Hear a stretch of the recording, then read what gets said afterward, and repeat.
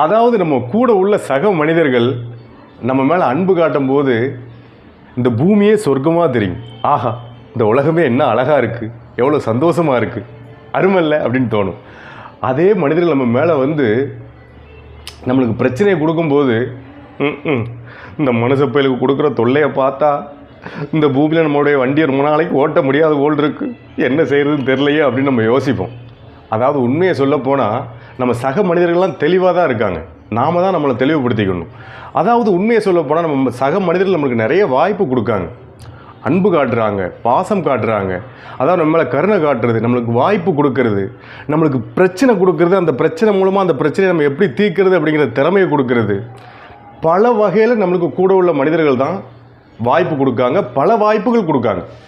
ஆனால் நாம் மட்டும்தான் அவங்கள்ட்ட எப்பொழுதுமே அன்பை மட்டுமே எதிர்பார்க்கும்.